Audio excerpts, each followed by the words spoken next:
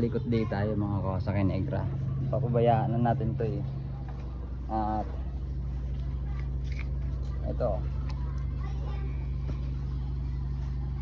yung clutch nya, ginawan ko lang ng paraan yan kasi wala akong mahanap na pang jigsaw. So ito yung solusyon natin mga Kawasaki, diba? Brake master pang clutch yan, may wiring na rin yan pag start, at may hose at hydraulic clutch tayo. Yun ang solusyon natin para sa mga laging napuputol na clutch cable. Yan, palikutin natin, baklasin lang muna. At kabit tayo ng mga mga kawasa, no? Kabit tayo ng hydraulic. Una, ito muna ikabit nyo, baklasin nyo. Ito yung stopper gun, yan. Ito naman dito sa dulo. Ganito yung posisyon mga kawasa. Dito para dito, tapos ito naman para dito sa ano. Yan na yan siya. Adjustan nyo lang kung gaano kahaba rito. May free din naman tong maiksi, o yun. Palitan nyo yung ganito. Kanya yung position ng mga kawasa. Pag sa jigsaw, pwede nyo igilid yan, pwede rin pa kabila. Yan. Tapos ayan siya.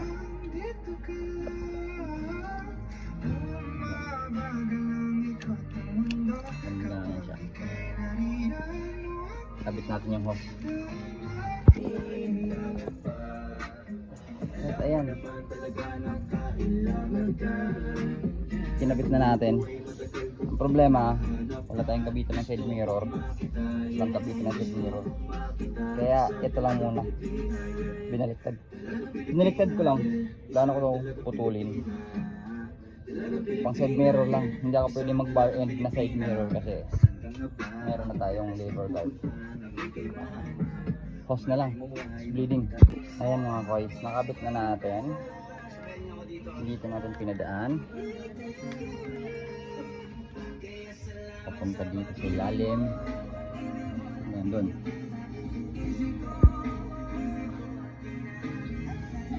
Bleed na lang natin. Go. Ayan mga kawasa, bleeding talaga yung pinakamadugo dito. At para hindi masayang yung brake fluid nyo, DIY kayo ngayon, panala. Kasi sayang eh, kailangan mo talagang i-bleed siya ng i-bleed. Kasi hindi mo siya i-bleed, maraming bubbles, hindi mo makukuha yung hydraulic natin. Tiyagaan mo lang talagang bleed.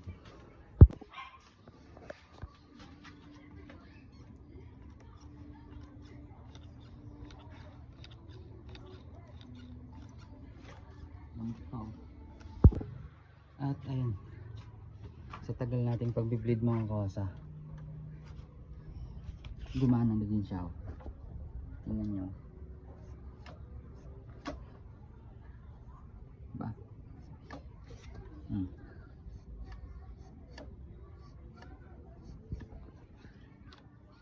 Pero hanggat may bubbles mga kawasa, tuloy-tuloy pa rin yung pump nyo, gaya nyo, no?